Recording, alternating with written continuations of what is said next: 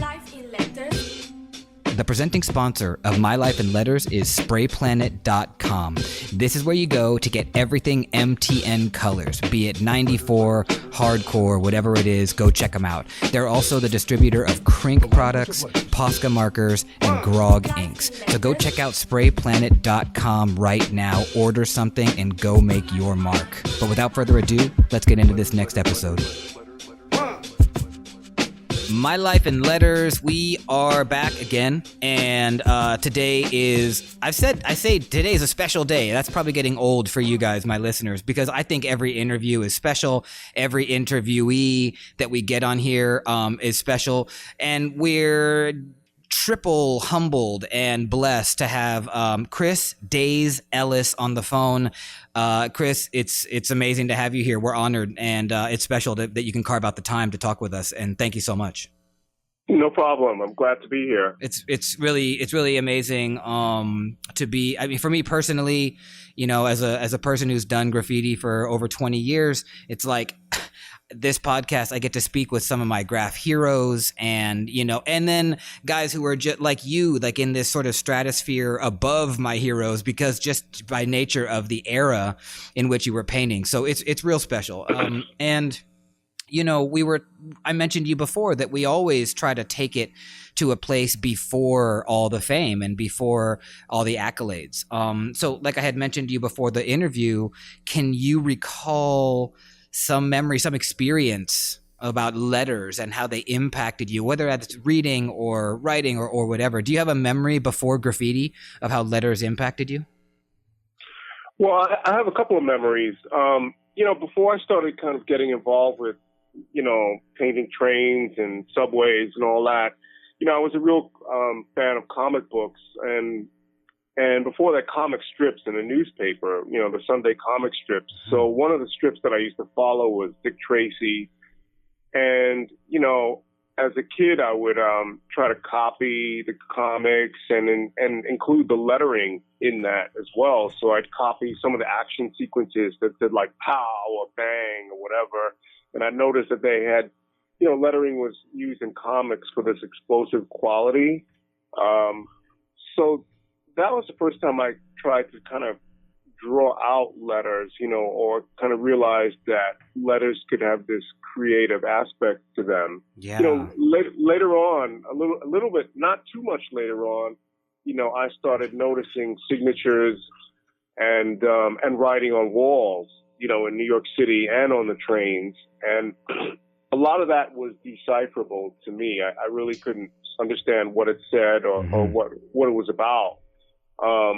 But I did notice, like, you know, like kind of gang territorial graffiti, you know, by Savage Skulls or the Vanguards or Savage Nomads. I mean, gangs sort of use graffiti to an extent to mark out their territory. And those are the things that that's like really early 70s. So those are things that I kind of noticed first. And do you remember, like some of that wall graffiti? And now, just so I can be true with my history, you were born in Brooklyn and then you grew up later in the Bronx. Is that correct? Yeah, Okay. Rhode Island, Bronx. Yeah. Mm-hmm. And so these early 70s days when Dick Tracy comics were a thing and you were then seeing some graffiti on walls, was that in Brooklyn? Yes, it was. Yeah, I was a kid growing up then. So, you know, I started kind of copying comics maybe in 1968, you know, and in terms of like looking at graffiti on walls and things like that, you know, that's like 1970, 71. Okay.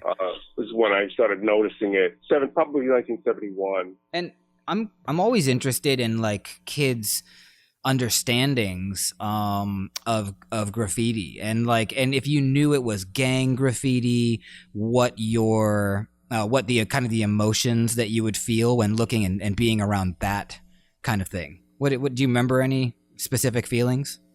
Well, I mean, gangs are a big part. You know, New York City was a completely different place to what it is now.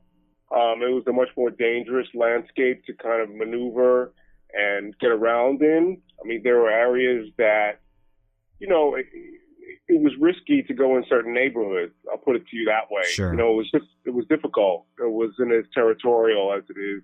It was more territorial than it is now. Mm-hmm. So graffiti, kind of gang graffiti anyway, played an aspect in all that. And gang culture was definitely happening in New York. Mm-hmm. I wasn't in a gang, but I knew other people, that were in gangs. Mm-hmm. And people that were older than me. I was pretty young at that point. But graph on subways, I started noticing it as well. And that was, instead of like having all the answers and being able to sum it up in one sentence and understand what it was about, it was the type of thing that I had even more, the more I saw it, the more questions I had about it. Mm. So, interesting. Yeah. So it wasn't like, oh, I'm looking at that, I know what it says, mm-hmm. and it's by this guy or that person, and that's what it's about, No, it wasn't like that. It was more mysterious and underground. Yeah. So in that respect, I was kind of sucked into it because it was a real attractive thing to kind of try to be a part of. Right. And if I could just cap that gang question. So would you say that since you knew people maybe from the neighborhood, guys or girls from the neighborhood, that it wasn't necessarily a scary thing? It was just a part of this dangerous landscape that you mentioned, and it was just a part of life. Like you didn't question it. It didn't scare you. No, that's wrong. Mm-hmm. It could be real scary. Mm-hmm. I mean, the murder rate in New York City was real high at that point. The landscape was just burnt out buildings and neighborhoods in the Bronx and Brooklyn. I mean, yeah, it was kind of scary as a kid, definitely. It wasn't just something that I'd see and gloss over. You really had to be aware of where you were at. I mean, even walking through some place like Times Square, which again is like, now it's kind of a Disneyland compared to what it was before. People sold drugs on the street and everything else on the street in front of you. So, you had to be aware of where you were at. Yeah. And then I think it's so interesting that starting to see graffiti on trains, like you said, you had more questions and it became even more mysterious, but also you were more intrigued. And then I wonder, like, do you have a memory of the very first, because you mentioned some gang names that you saw on walls. Do you remember the first graffiti that stuck out to you on trains or on transit? Yeah. The first piece that I saw that I was really inspired by, and it was a piece by Blade, and it was a whole car that he did with these dancing girls kind of going across the whole car. Mm-hmm. And it was laid up in my home station, which was Utica Avenue. Mm-hmm. So that was like the last stop. So it was just parked there. Before that, I'd mostly see, graffiti on subways kind of fleeting past, and it would be hard to make out any one name because it would just kind of pull in and pull out really quickly. But because the train was parked there, I could kind of examine it a little closer. And the girls that he painted were by this Mad Magazine artist named Don Martin. And, so there was this figurative aspect of this cartoony aspect to what he did. But once I saw that car, I knew it was something that I had to be a part of. It was really kind of like that moment where you feel like, all right, I've got to find out more about it and I've got to do something too. It was really inspiring seeing his piece. I bet it was. And I think I read an article where you mentioned that car. And the question that when I was reading this other article, I thought, oh, why didn't they ask, what happened next with you? Like, I'm interested in that day. Did you think, okay, yeah, I want to know more about this? Did you grab a pen and paper and start trying to do what happened letters? Was basically I saw that piece. It was probably about 1975. So 1975, I thought, wow, this is amazing. And the next thing I heard, the next thing I started noticing was, in the beginning part of a TV series called Welcome Back, Kotter. They showed, a train kind of like pulling into, in train in Brooklyn, and then there were pieces on the train for that. And honestly, I can't remember who exactly it was, and I don't want to be misquoted. Yeah. But seeing that opening sequence in Welcome Back, Kotter, was another thing that was real exciting.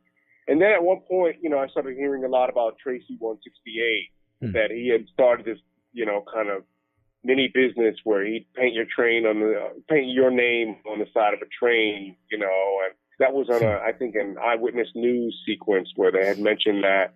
So all these little tiny things started making me more aware of subway graffiti, but it wasn't until 1976 when I entered the High School of Art and Design that I started actually meeting real people that were painting and real writers that were going out and painting trains. And before 76, like you said, basically you told us that you were sketching comics in 68. Then you see this big Blade piece in 75. Also, how old would that make you in 75? Oh, I don't know. Or what year were you born? 15, 62. Okay. So so about 13 or so. And so then, and then I think about like teenagers. I mean, there's so much going on. Obviously, your body's growing, your personality is forming even more, and then you're starting to pick up these hobbies. It sounds like you were artistically inclined, at least enough to be copying comic books. And I really like to find out like what your home life was like. Were you supported to be artistic? Was that something in your house that was encouraged? Yes, it was. Yeah. And so, did either of your parents have an artistic background? No, neither of them did. But they encouraged it. I mean, they saw me drawing all the time, so they encouraged it. I didn't go to museums. I didn't even know anything about galleries at that time. The only museum that I kind of frequented here and there was the Brooklyn Museum, and even then, when I went to the Brooklyn Museum, I was really interested in tribal art and kind of African sculpture and those things. They had an incredible room on the ground floor where these totems were, and that kind of stuff really was interesting. But what really made an impact on me in those early years was comics and subway painting. Those two things. And I mean, I know you've probably talked about that Blade train 1,000 times. I wonder if like there's any new, because like time goes on, and even though you may have talked about this exact experience in 100 other interviews, I wonder if you have any new thoughts today about that Blade train or about Blade's work on a whole that has now like stayed with you throughout your entire career. Any thoughts on that? Wow. I mean, when Blade came out with a book a couple of years ago, that was published by Schiffer Books. And seeing that book, I mean, when that book came out, I knew it was something that I had to buy. I had to have it, to like really look at his personal history over the years. And we're friends, and I'm really honored that we're friends now because he really kind of set it off for me. It was really incredible seeing his work on the trains. And, I mean, there was a period, where he was riding on the trains and I was painting too. And, what always amazed me about what he did was his imagination. I didn't want to copy what he did, but I always respected it.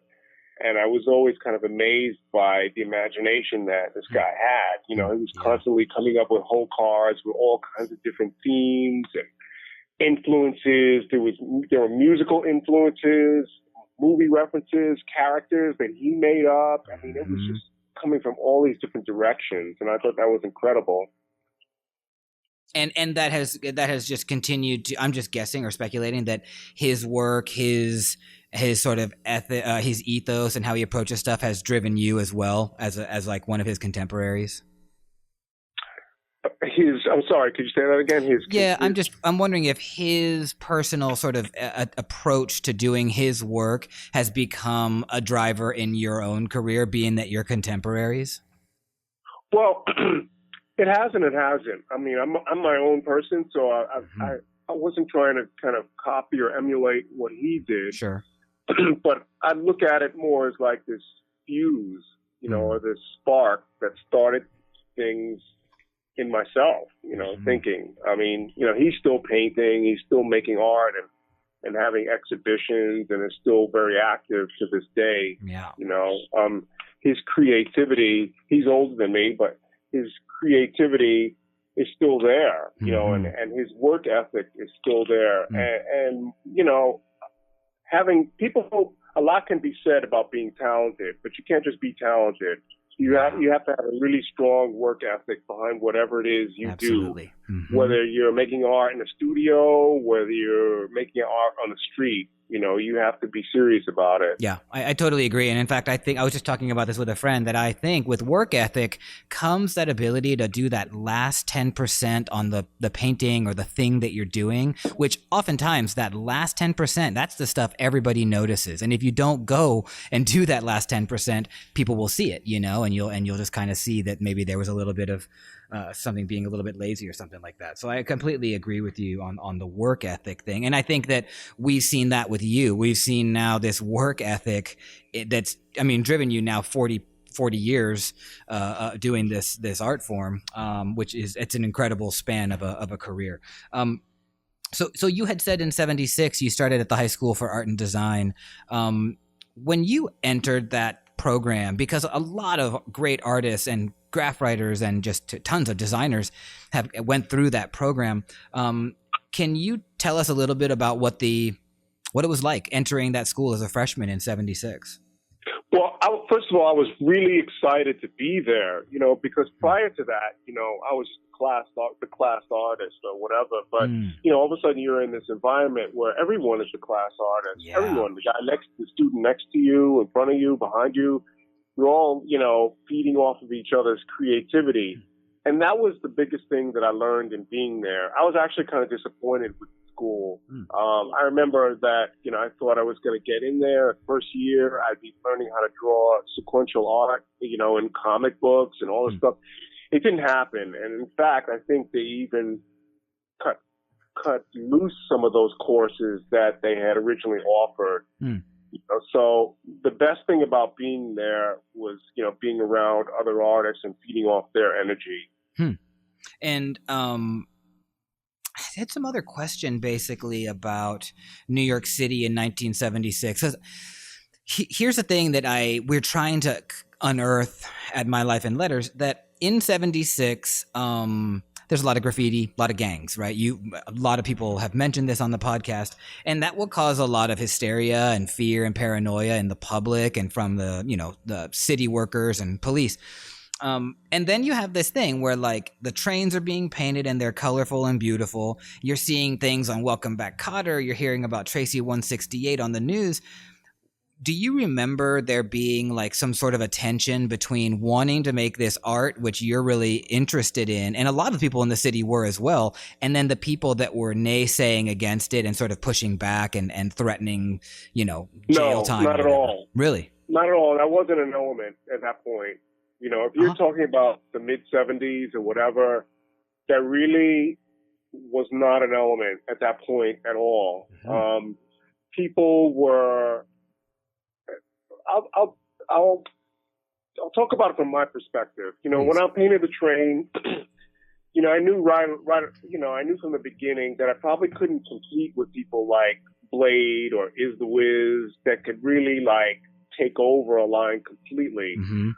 So I kind of felt like, all right, what I'm going to do is I'm just going to try to do something creative, you know, and that's what I would focus on, you know, and I definitely had people that I looked up to and whose work I admired, and I looked at them as kind of role models. But I didn't think about what I was doing as art per se. You know, I didn't think, oh, well, I'm going to just go out and be an artist on the trains. But however, I knew that what I was doing was creative, and there's something to be said in that. And I've always tried to kind of do something kind of creative simply because I can.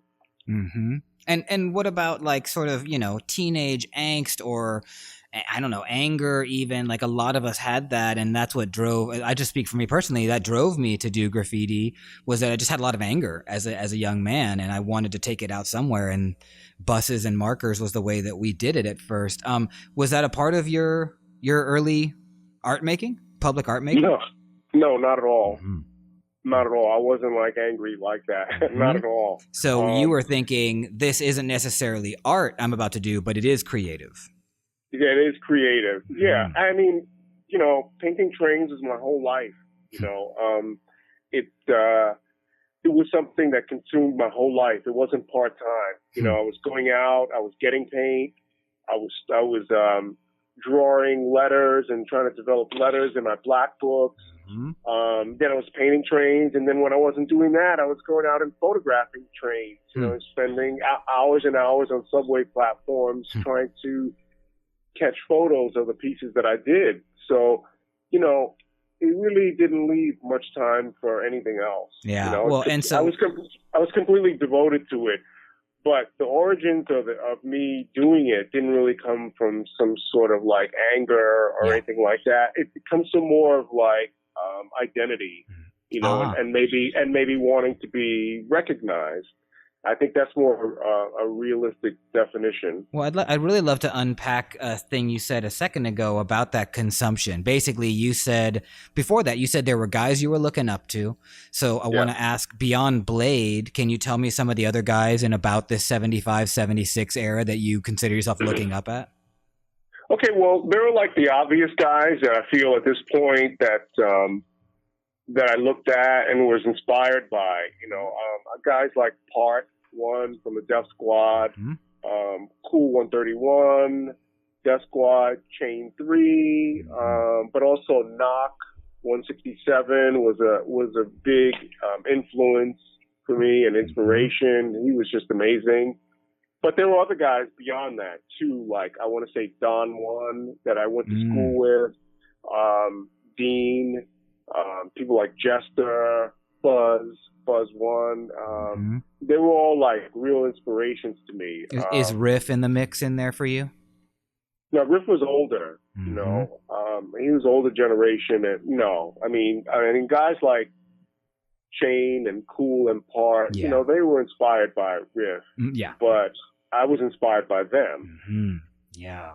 And so then you had also said that during this time of like, I'm going to call it the time of consumption, that you were also drawing a lot in black books. And so, this is something that, at least in my experience, I needed access. I didn't know. I may have seen something in some movie of kids drawing in black books, but I still needed to be taught firsthand. And I wonder, was it when you got to the high school for art and design that someone was like, yo, this is how we do it? We actually sketch letters in these black books. Yeah, well, the whole black book culture was real big in art and design. And I want to go as far as to say that, some writers, and I kind of use that term loosely in art and design, they never got beyond doing black books. They didn't really go out and paint trains. They just were known as like incredible black book artists and not much more. Yeah. But I realized that, this is pre-internet, So a lot of the information was conveyed through black books, and black books to me were like a still medium where, someone draws a style in a book and you can actually kind of study it, as that book is passed around, who did what, who signed it, and this is how they put their letters together. So they've always been a real important part of the culture. But it's interesting that you call it a static medium. Would that imply that there was no still medium? It was a real still medium. A still medium. So then with that, was that implying that it felt kind of static compared to seeing the work on trains or on walls? No, the work on trains, you'd see a piece go by and you'd have to ingest it within like a couple of minutes. Right. So, okay. Yeah. And, and sometimes, a lot of times less than that. So it's really hard to sort of like take it all in within, a minute. Yeah. Whereas with black books, you could really see how style was developed. The other thing you mentioned was that you were getting paint around this time of consumption. Now, I'm just gonna take a stab in the dark that you were racking paint. Yeah, nobody bought paint. Yeah. No one.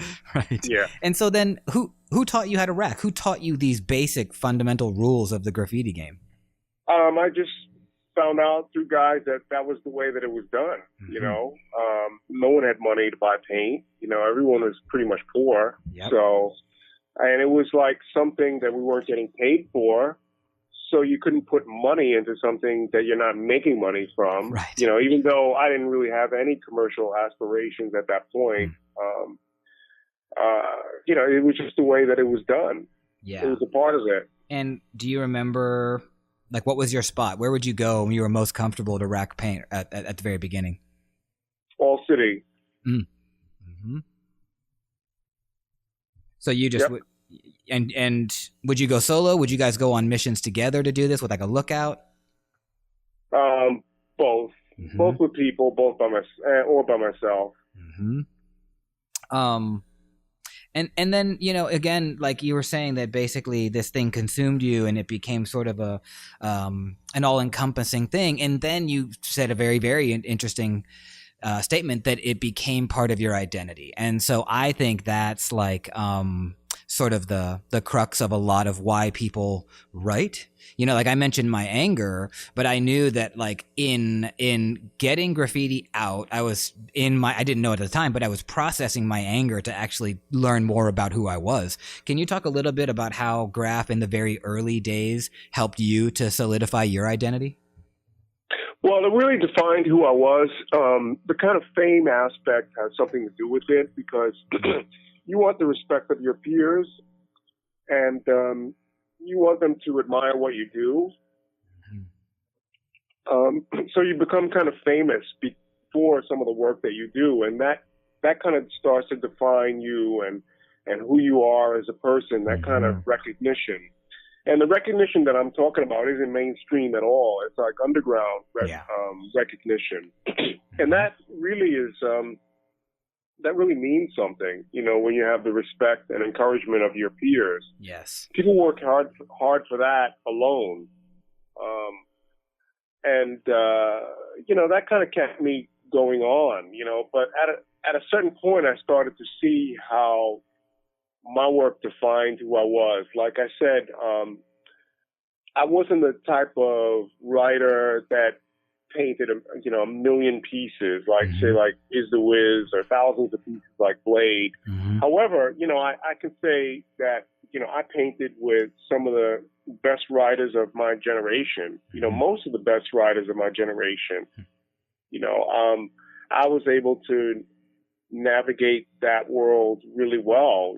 So I painted with people from like Is the Wiz to Crash, Kel, Mitch 77. Too Mad, Knack, one, Repel, I think I mentioned him, maybe, Scheme, DAZE, Part. I mean, I had a pretty long list of people that I painted with. Yeah. So. Yeah, and so that must have been at certain points the ultimate sort of thumbs up, is that you're able to now paint with a guy like Part. You mentioned early he was an influence and someone you looked up to, and then one day eventually you guys painted together, and that is a very satisfying thing, right? And that tells you you're doing things right. Yeah, I mean, he and I had been in the yards or layups a few times before we eventually, kind of painted together. Okay. But it was really cool, to see him put together something, to see, oh, wow, okay, so this is how he does it, I think he painted relatively quickly, and he was good. And he still is good, and he's still doing his thing. Yeah, we got to paint together two Sundays ago for the Bushwick Collective block party. It was special. Okay. Special to be with that guy. Yeah. And so I want to go back to 76, right? So you're entering into the School of Art and Design. Did you consider yourself a writer in 76? Ooh, I did, but at that point, I hadn't really proven myself yet. So I'm going to say yes, I did, but I still had a lot to learn. And do you attribute? And some of the people. I'm sorry. Go ahead. I was just say, do you attribute 1976 to be that year that you started, or do you? Yes, you do. Yeah, okay. I do. I do. And that year, I was meeting people in art and design like Don Juan and Inca and Too Mad and Chino Malo and, these different writers. And, some of them were older than me by maybe a year or two. Okay. And, I remember looking at photographs that Don Juan took of his work on, the Double R layup, at 36th Avenue.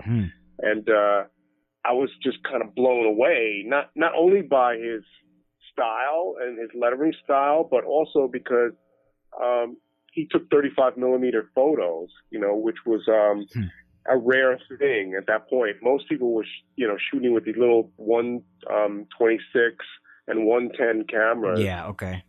That don't exist anymore. So the photos are like blurry. His photos are like on point, Nice. And also at school, what was that kind of vibe like? What you're mentioning, guys like Don One and Inca and Two Mad. These guys were probably relatively established in '76. Did they just embrace you, take you in, and say, okay, yeah, we know you're a toy and you're brand new to this, but come on in. You're at our school. We're friends. Or did it take longer? Two Mad was my peer, so he and I entered the school at the same time. Okay. So he and I were on the same level. But the older guys, you got to know them a little bit in the lunchroom, socially, and then they looked at your work, say in a black book, and it was like a slow initiation process, and then they'd warm up to you. And I was close with Chino Malo. I hung out a lot with him. And he was a great older guy that would kind of tell me stories about, when he was painting trains, and I would just really kind of take all that information in and learn from it. But so even though there was like a slow process, it wasn't, they weren't that standoffish. It sounds like they were relatively open. That's cool. Yeah. I mean, that's how information, that's how people learned about things. Yeah. It wasn't through the internet. It wasn't through a book or video or whatever.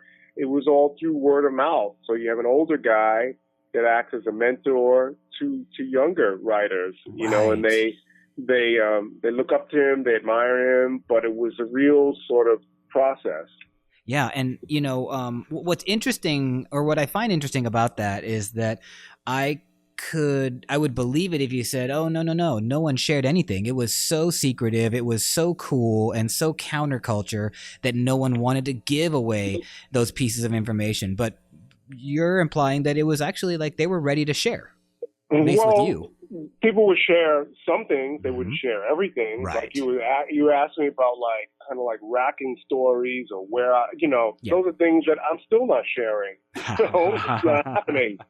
So people are not sharing stuff like that, but in terms of where they went, I mean, they would talk about it after the fact, but they wouldn't talk about it before it happened. Sure.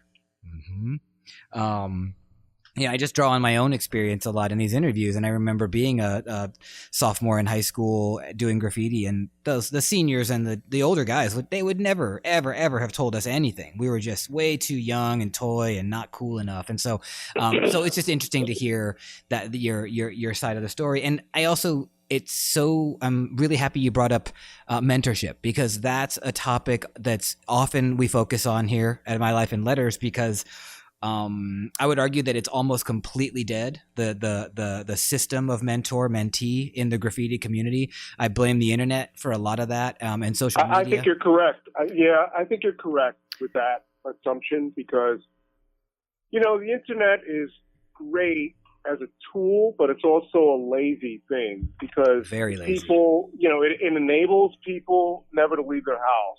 They can just get on a computer. Voice their opinion about whatever on, from their desk or wherever it is. And, they don't have to think about it. It's just like, boom, it's there, and, they do a piece in a backyard or whatever, and they start posting that and through social media. I mean, it just, I think that it's great that the information is out there. But that information's got to be used somewhat. That's not a substitute for actually going out and painting or going out and being a part of something that's tangible. Yeah. I mean, it's sad, but it's the internet and social media has forced people to, not forced, but it's enabled people to live within this bubble, where, it's great to put out there what you do, and make other people aware of it, but you still have to paint it. You still have to go out there and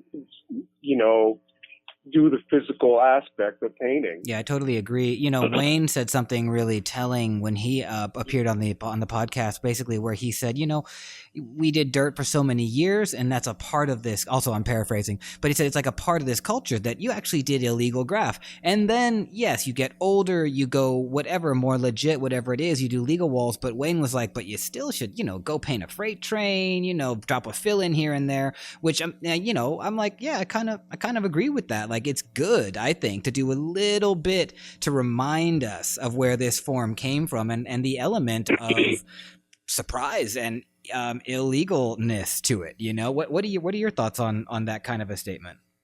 Well, that's kind of the problem I have with some, not all, but some kinds of street art, is that they're looking at it as a stepping stone to galleries.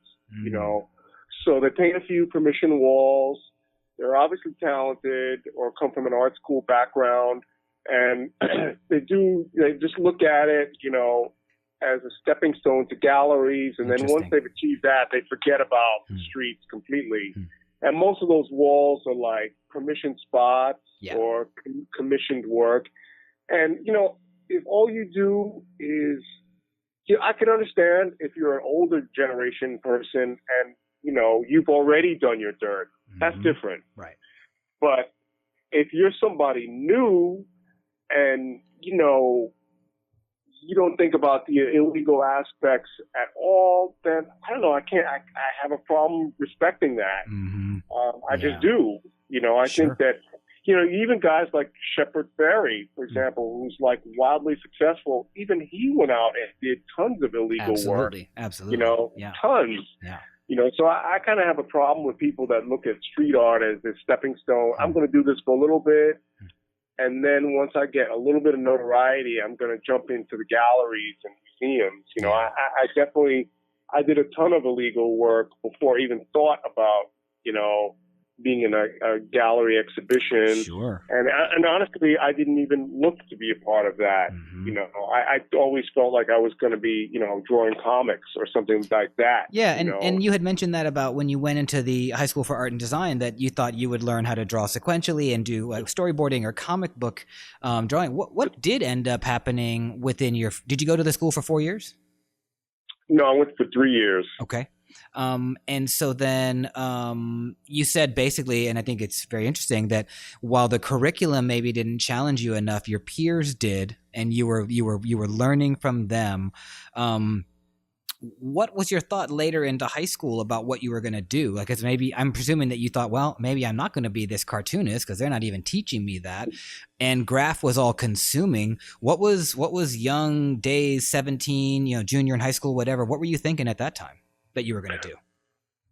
You know, I really hadn't had it all figured out. You know, I was just, you know, I was more interested in hanging out in the lunchroom and drawing in my black books. And even that, you know, I knew that, even then I knew that you had to have a certain work ethic just to do that, you know, alone, which is just a really small thing, but it's a big thing in the end, you know. So I kind of thought, you know, I would be doing this for a little while. And eventually, if I didn't get a job at a comic book company, I would get a job at an ad agency or something like that. But in any of those things, you know, when I started to learn more about what you had to do to be in a comic book company or a comic book artist, you know, I realized it wasn't that easy. It was pretty difficult, you know, and your entry level job at your average comic book company like Marvel or DC would be like emptying baskets or sharpening somebody's pencils. Basically, that's how everybody started, you know, and then hopefully some older comic artists will put you on or let you do a little bit of their work, you know, and you know, it wasn't an immediate thing. Yeah. Okay. And so I want to touch on this or cap this off as well about mentorship. Did someone like very distinctly take you under their wing in high school and become your mentor, graffiti wise?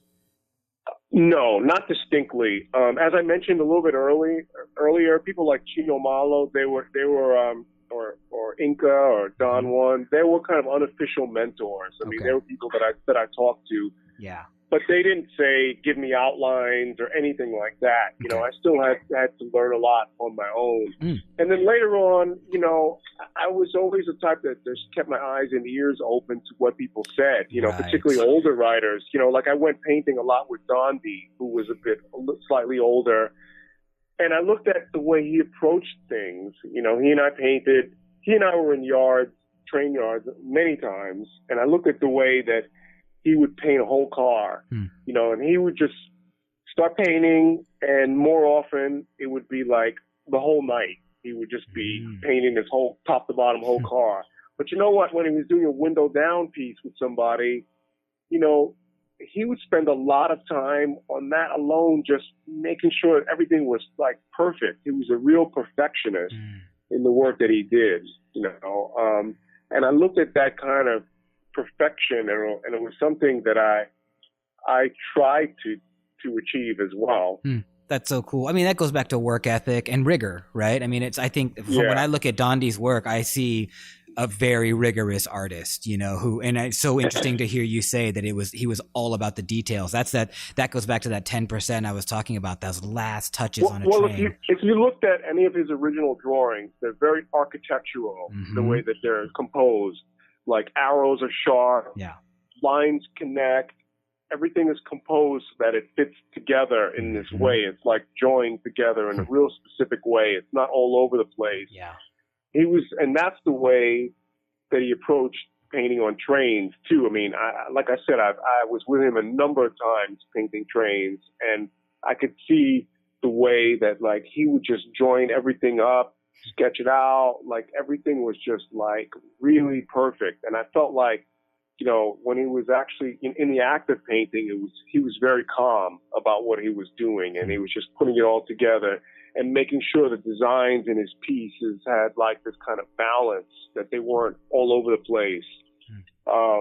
And, you know, I learned from all that. It was really kind of amazing to watch that. I bet. So I want to backtrack a little bit before all these days in the yard. So you're in high school, you're drawing in black books, you're developing your own, basically like practice, a studio practice or whatever it is, private practice of learning this on your own. And I know I've heard some stories that DAZE came to you just because you like the letters, or I mean, I'm paraphrasing, and I'll let you speak on that in a moment. What names were you dabbling with before you got to DAZE? Well, you know, I was throwing these names around kind of in black books and in tags, not even pieces yet. Yeah. You know, so you know, at one point I was writing like Chris 131, you know, and then very quickly I learned that, you know, there was an older writer, Chris 170, you know, that wrote that.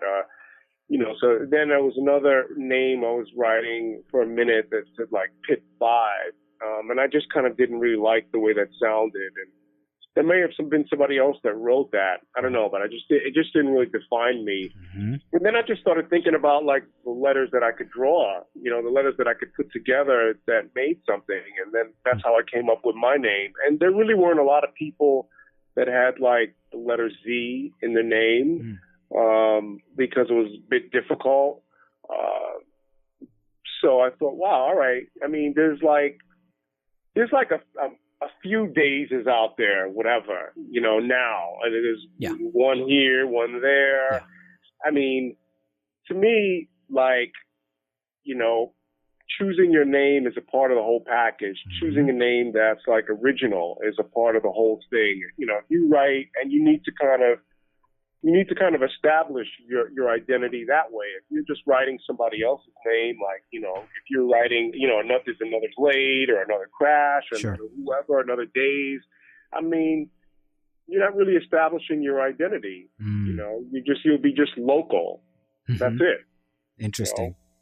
You know? And you know, so basically you have these names like Chris 131, Pit 5. Where were you, besides Black Book, you said tags, where were you catching some of your very first tags, like outside of a book? I was catching some of my very first tags in Queensbridge, in Long Island City, and Astoria, you know, in the Bronx a little bit. And what were you carrying? What kind of markers? Like Magnums? Did you have? I had a Pilot, Uni, and a Mini. Oh, okay. So you had nice markers very early on. Was that another thing that you just sort of picked up that knowledge from people at the school of at high school? I realized early on that those are the tools of the trade, and anything else was pointless. So you need to have, at the very least, you needed to have a Pilot. Early on, I wasn't doing any paint tags. I was, saving paint, spray paint for pieces. Yeah. So, I had Flowmaster and I had, my Pilot or Mini and Uni-Wide. And that's kind of what I used. It's so cool too, because I've heard a lot of people say, "Oh God, I had like an El Marco, 25-cent marker. I had like a broken Sharpie." But it's interesting to hear that you had Pilots and ultra wides, mini wides. That's cool. Yeah, I mean, I thought a lot out of all of those things that like the Pilot marker was like the most versatile, in terms of surfaces. Minis and Unis, you really kind of had to have like a real smooth surface. Yeah, sure. In order to get like the real effect. Yeah. But Pilots, I mean, you could write on a variety of things. So I think I still have like maybe my first Pilot. Oh, wow. Really? Yeah. Wow. That's amazing. Okay. And so then also I'm interested in the year that you left Brooklyn and went to the Bronx. What year did you make that move? Well, I started hanging out in the Bronx more like in 78. Oh, so you were living in in Brooklyn when you started at the No, I was living in Roosevelt Island, and I started kind of hanging out more in the Bronx. Oh, that makes sense. Okay, because I was wondering, like, what are you doing in Queensbridge and Long Island City and Astoria? So you were living on Roosevelt Island, so you kind of like had access in a lot of directions to go all over the place. Exactly. Cool. Yeah. So I mean, for early on, I was painting on double R trains, and then early on, at the same time, I was painting on trains in Broadway, uptown. And I met people like Dean, BYD, who lived in Queensbridge early on, and art and design was on 57th Street and 2nd Avenue. Right. So I met kids from all over. And then you said that DAZE came because you like the aesthetic of the letters, or you like the combination of the letters. You weren't afraid to try that Z, and so was it also 76 then? Because I think you said before, was 76 the year you put up your first DAZE tags? Yeah. Okay. Yeah. And did you graduate to throw ups or sort of softies and then a piece, or what was your kind of chronological order of doing your? Yeah, the first pieces that I did were kind of soft letter pieces. They weren't exactly throw-ups in that, they took a little bit more time than that. Okay. Yeah. But I'll say this, I looked at, say, somebody like Buzz One, who did it all. Yeah. And I noticed that some of his letters were kind of simple, in terms of just breaking it down to the actual outline. Sure. But he layered his pieces with like designs, and he added all these kind of embellishments to that, so that in the end, it was a burner, Yeah. And I looked at what he did, and I was like, wow, this guy's taking something, an outline that's kind of readable, kind of simple, and he's just really going with it. He's really kind of layering it and turning it into something else. And so then I'm curious about if you can tell us the story of the first DAZE piece you ever did. Where was it? Like, what was the mission like? We know that you've been racking. We know you have the tools and the understanding how to do it. Where'd you go to do your first piece? The first piece that I did was on a CC train, and it was pretty. It was a mess.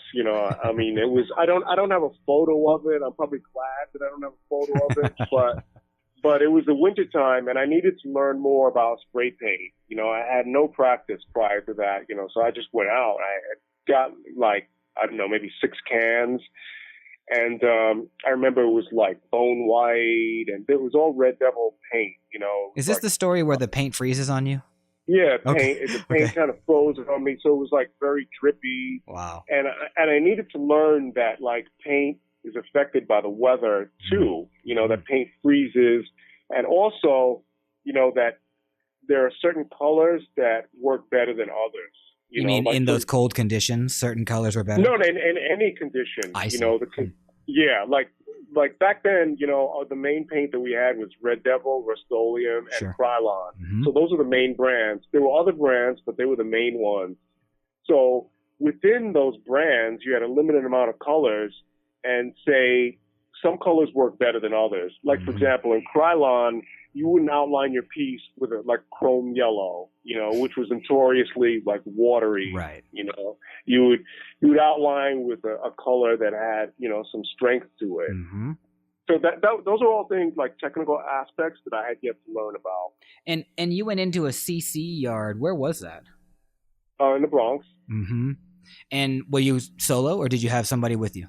No, there was a few other people with me. Yeah, Too Mad was with me, Okay. and another guy that wrote D2, DEA2. Okay.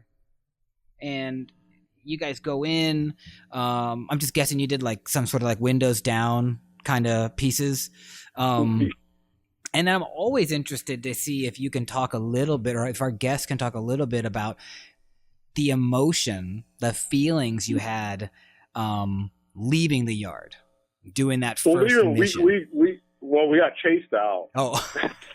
So Okay. we weren't walking out. We were chased out. Oh, wow. Did you finish your piece?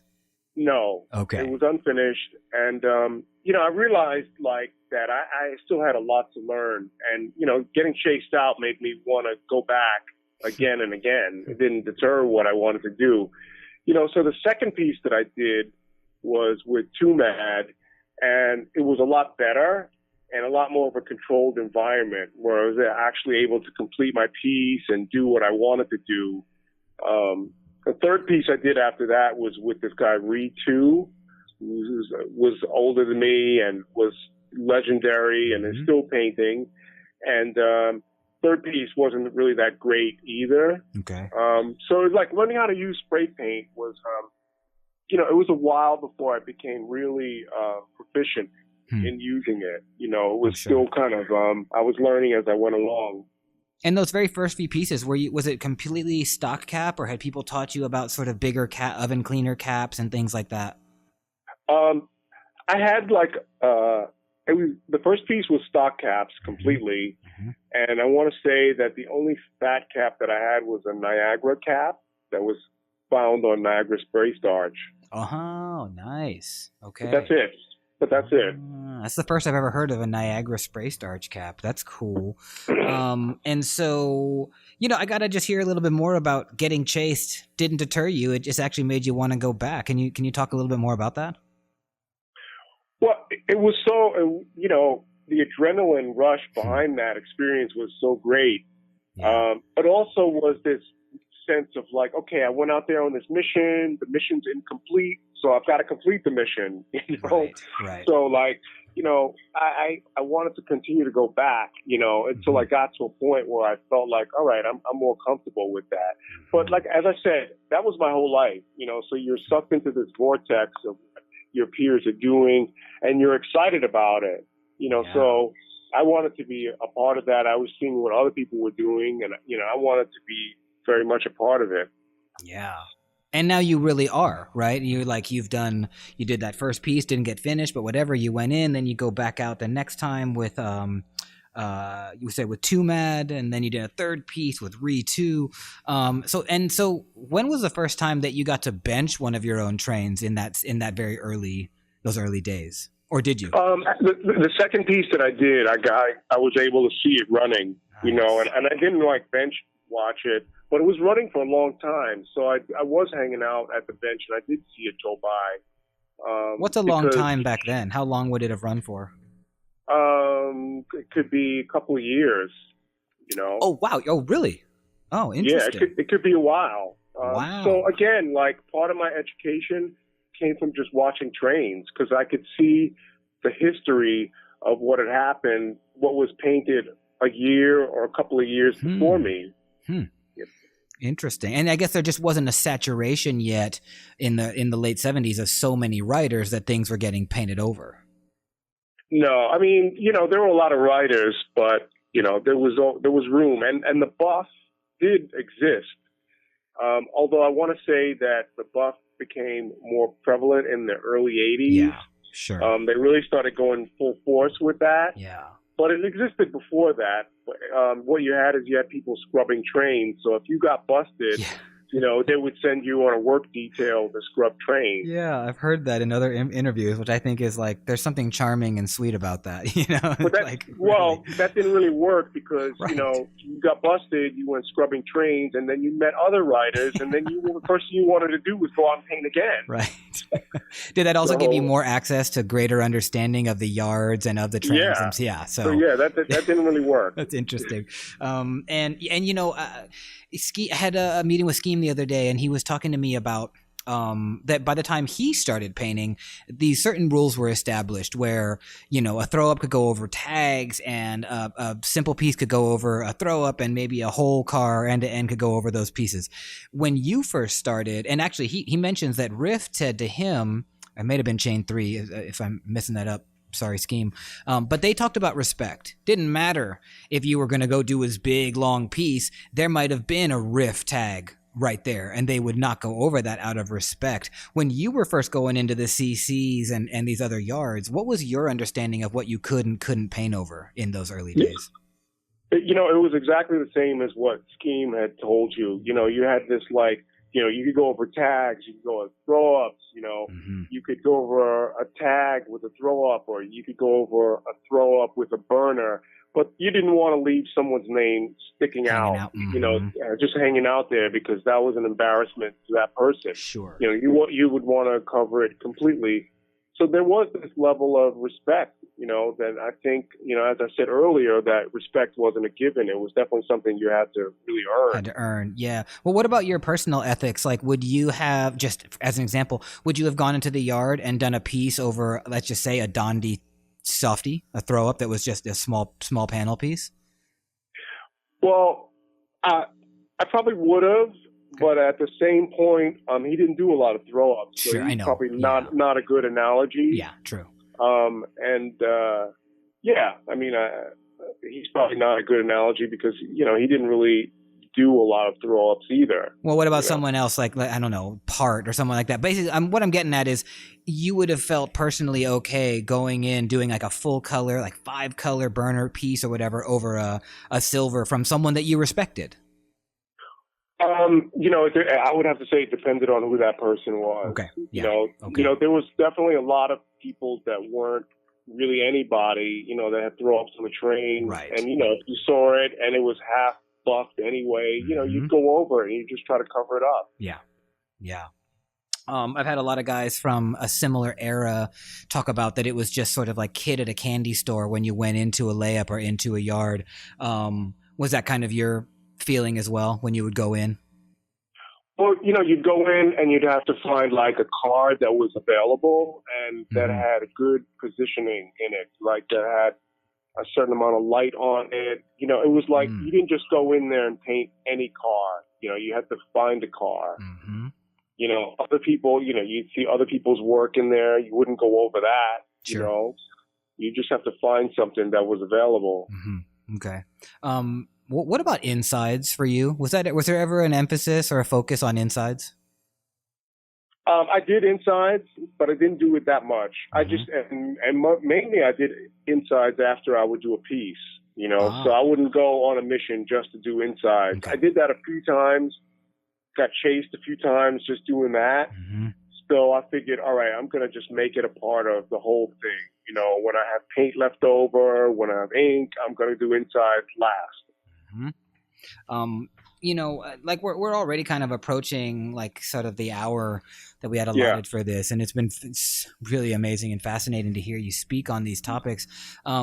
Generations are something that I've been asking a lot of writers of your era to help us define, because I think that it's real easy for someone to say, oh yeah, I'm a second generation writer. I started writing in 79, which I had a guy tell me the other day, but I've had, and I'll just reference him again since I brought him up a couple times, Scheme in his interview talks about generations being, it can be 1 or 2 years can be a defining first generation. And so, and Scheme tells me, I think he says that since he started writing in the late 70s, early 80s, he's a 4th generation New York City writer.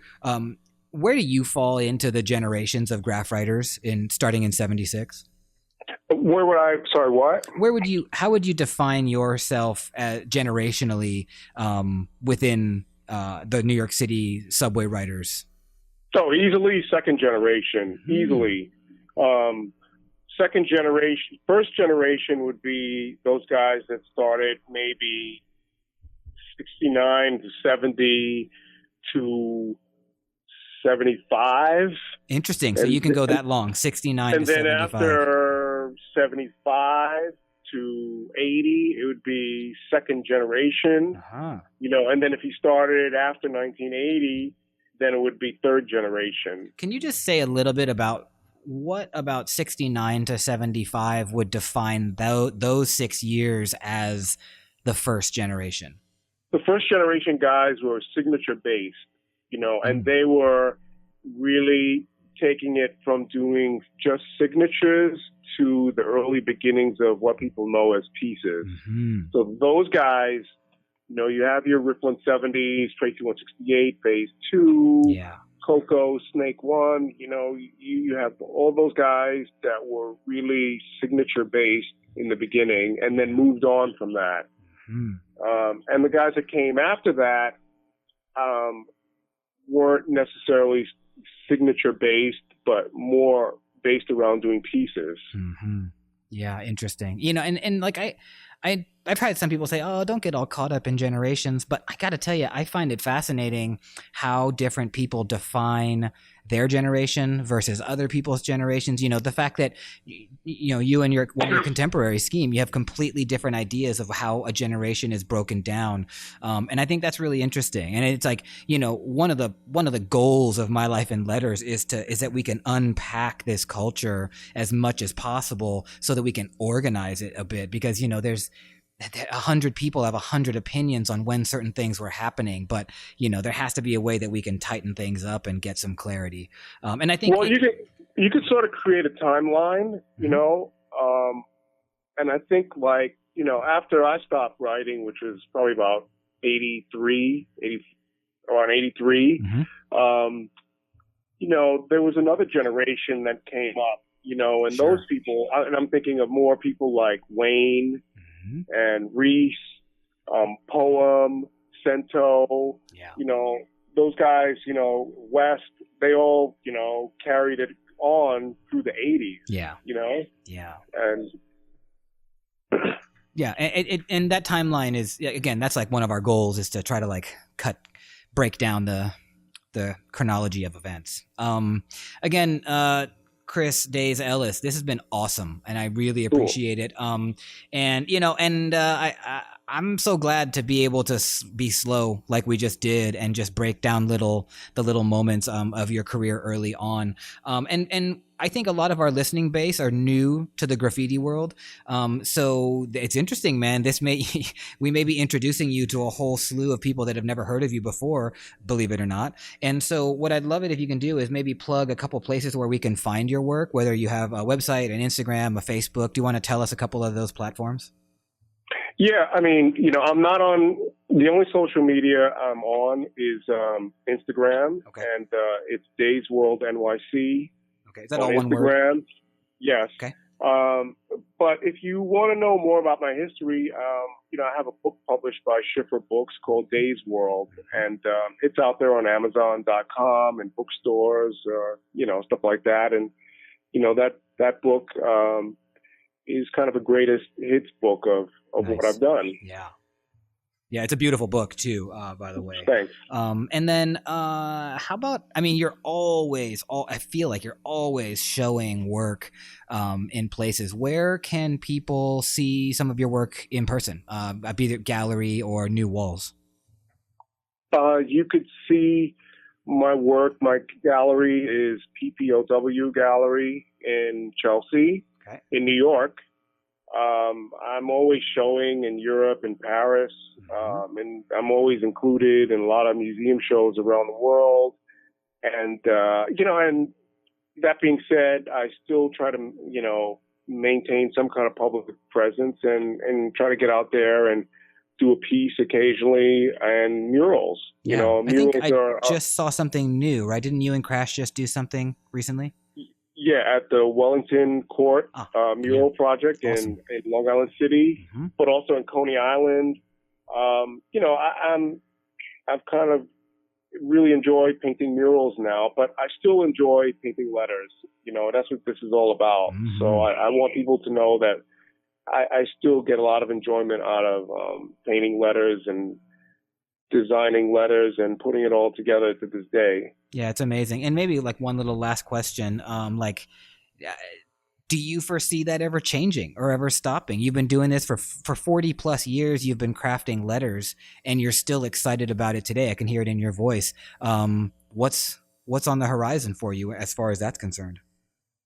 Well, as far as that is concerned, it's hard to say, but the thing that that keeps me doing it, even on just a sketchbook basis, is that, when I'm painting something representational, there always has to be some kind of little reference, whereas I can sit down with a blank page and just draw letters, and they just come out of memories and influences and things that happened years ago, but I can just do it spontaneously. And there's something really, fresh about that alone. That's amazing. Listen, again, thank you so much for carving out the time this morning. And really appreciate it. Appreciate you. Thank you. My Life in Letters is looking to grow and expand our team. If you think you're right to collaborate and partner with us, please drop us a line at either mylifeinletterspodcast@gmail.com or send us a direct message at our Instagram page at My Life in Letters Podcast. My Life in Letters is recorded live in Bushwick, Brooklyn, USA. Our sponsor is sprayplanet.com. Our producer is Christopher Piccioni. Our copy editor is Jonathan Drexler. Our videographer is Jordan Miller for Way Up Creative. Our intern is Jessica McGarr. Our theme music is by Fonte, and my name is Adam Fujita. Thanks for listening. Have a great day. Peace. The language of letters. My life